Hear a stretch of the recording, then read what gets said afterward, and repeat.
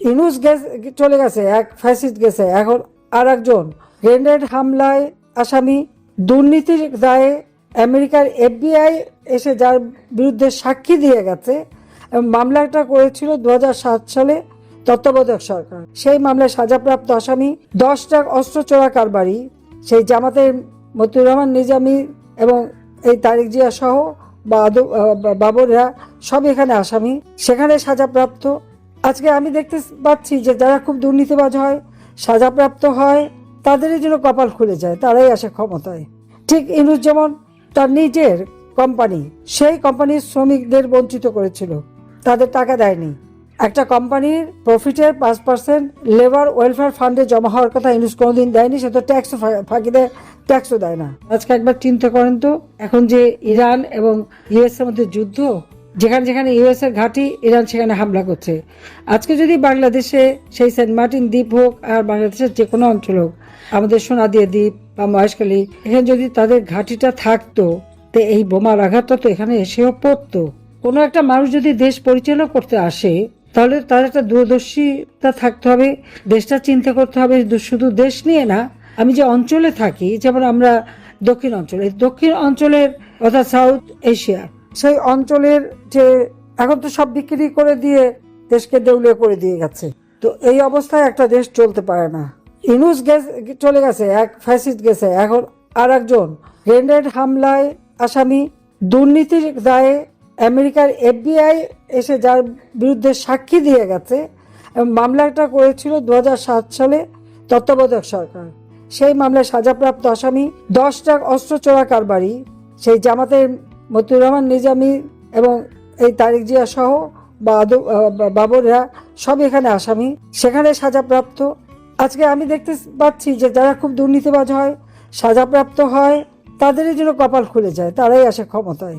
ঠিক ইউনূস যেমন তার নিজের কোম্পানি, সেই কোম্পানির শ্রমিকদের বঞ্চিত করেছিল, তাদের টাকা দেয়নি। একটা কোম্পানির প্রফিটের 5% লেবার ওয়েলফেয়ার ফান্ডে জমা হওয়ার কথা ইউনূস কোনোদিন দেয়নি, সে তো ট্যাক্সও ফাঁকি দেয়, ট্যাক্সও দেয় না। লেবারদের করা মামলায় ইউনূস কিন্তু লেবার কোর্টে সাজাপ্রাপ্ত আসামি। তখন বাংলাদেশটা কি সাজাপ্রাপ্ত আসামিদের জন্যই ক্ষমতার মসনদ? তো এরা ক্ষমতায় থাকলে দেশের মানুষকে দেবেটা কি? এরা অত্যাচার নির্যাতন করে মানুষের মুখ বন্ধ করে আজকে শত শত সাংবাদিক চাকরি হারিয়েছে, অ্যাক্রেডিটেশন কার্ড হারিয়েছে, 38 জন জেলে বসেছে, এমনকার মহিলা সাংবাদিক পর্যন্ত কারাগারে বন্দী। 11 জনকে তো গুলি করে নানাভাবে হত্যা করেছে, আইনজীবীদের হত্যা করেছে। আইনজীবীরা মামলা করবে কি? 83 জনকে গ্রেপ্তার করলো, তার মধ্যে কয়েকজনকে ছেড়ে দিয়েছিল। 63 জন দীর্ঘদিন কারাগারে, এখনো অনেকে কারাগারে এবং মিথ্যা মামলায় তারা নির্যাতিত। আর আওয়ামী লীগ, ছাত্রলীগ, শ্রমিক লীগ, আমরা তো আছি, মানে যখনই যে আসে আমাদের উপরেই অত্যাচার নির্যাতন। আমরা তো 15 বছর 7 মাস ক্ষমতায় ছিলাম, আমাদের সময় কত লোক জেলে ছিল, কতটা মামলা হয়েছিল, কত লোক খুন হয়েছে, হিসাব বার করেন। 1 বছর 1.5 বছরের মধ্যে এই ইউনূস যেটা করে গেছে, এবং তার মানে সঙ্গী সাথী তো এই জামাত বিএনপিরাই ছিল, হিজবুত তাহরির এবং যত জঙ্গি সংগঠন, যত সন্ত্রাসী খুনি, তাই তো তাদেরকে কারাগার থেকে মুক্তি দিয়েছে। এই যে রোজার সময় মানুষ যে একটু ভালোভাবে ইফতারি খাবে বা সেহরি খাবে, সেই সুযোগটা তাদের নাই, কারণ তাদের আয় রোজগার নাই। একজন কৃষি শ্রমিক যা কামাই করতো আওয়ামী লীগ আমলে, তার 3 বেলা খাবার খেয়েও হাতে টাকা থাকতো, এখন আর তা নাই। তো এই অবস্থা থেকে আমাদের দেশকে মুক্ত করতে হলে সবাইকে ঐক্যবদ্ধ হতে হবে। কারণ কে কি করছে না, এটা বাদ দিয়ে সবাই মিলে কিভাবে এক হয়ে কাজ করা যায় এবং দেশে আবার গণতন্ত্র ফিরিয়ে আনা, আমাদের যারা বন্দী তাদের সবাইকে মুক্ত করা, এটাই আমাদের দাবি থাকবে। সমস্ত বন্দীদের মুক্তি দিতে হবে। আর ওই মিথ্যা মামলা দিয়ে হয়রানি করে মিথ্যা সাজা দিলে সেটা সাজা না। দরকার এই মামলা আন্তর্জাতিক আদালতে নিয়ে যাচাই করে দেখব যে কিভাবে তারা সাক্ষী নিল, কিভাবে তারা মামলা করলো, কতটুকু এর মধ্যে যৌক্তিকতা আছে। তারা কিছু দেখাতে পারবে না। খুব লম্বা লম্বা কথা বলছিল, আমার মামলা আন্তর্জাতিক আদালতে নেবে, যেখানে যত আদালতে নিয়েছে সেগুলি খারিজ হয়ে গেছে। এটা শুধু মানে হেয় প্রতিপন্ন করা, একটা বদনাম করানো যে 1400 লোক আমি হত্যা করেছি।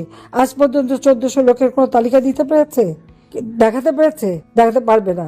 যত হত্যাকাণ্ড ওই খুনি ইউনূস এবং তার দোসর জামাত বিএনপি এরা মিলেই করেছে, এটা হলো বাস্তবতা। আমরা কোনো হত্যা করিনি।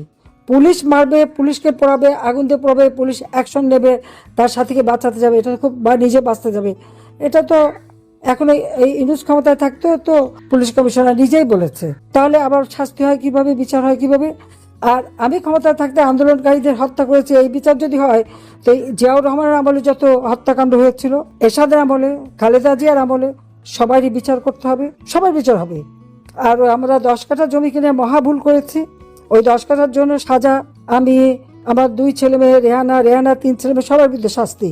তো ওই বিচারের রায় দিয়ে রাজুকের যত জমি যে নিয়েছে, 1 টাকায় যে জমি নিয়েছে তাও বাতিল করা যাবে, ইনশাল্লাহ সেদিন আসবে। কাজে আজকে আপনারা আছেন, সবাই ভালো থাকেন, সুস্থ থাকেন, দোয়া করি ইনশাল্লাহ একদিন অন্ধকার কেটে যাবে। জয় বাংলা, জয় বঙ্গবন্ধু, বাংলাদেশ চিরজীবী হোক। খোদা। তো আজকে এই পর্যন্তই, কিন্তু প্রশ্নগুলো এখানেই শেষ নয়। এই দেশ, এই রাজনীতি, এটা আমাদের সবার। আপনি, আমি, আমরা সবাই মিলে গড়ে তুলব সচেতনতার একটা মঞ্চ। আপনার ভাবনা, আপনার চিন্তা এবং আপনার মতামত আমাদের দরকার। তাই কমেন্টে লিখে জানান এই মুহূর্তে আপনি কি ভাবছেন এবং আপনি কোন দিকে তাকাচ্ছেন। রিপাবলিক অ্যান্ড পলিটিক্স কেবল খবর বা বক্তব্যের জায়গা নয়, এটা একটা ভিন্ন মতের প্ল্যাটফর্ম। এখানে প্রশ্ন করার সাহস আছে, সত্যের পেছনে ছুটে চলার স্পর্ধা আছে। চ্যানেলটি ভালো লাগলে অবশ্যই সাবস্ক্রাইব করে পাশে থাকুন, কারণ একটা ক্লিকেই হতে পারে হাজারো অন্ধকার ভেদ করে আলো খোঁজা শুরু। ফিরছি পরের পর্বে আরও খোলামেলা বিশ্লেষণ নিয়ে।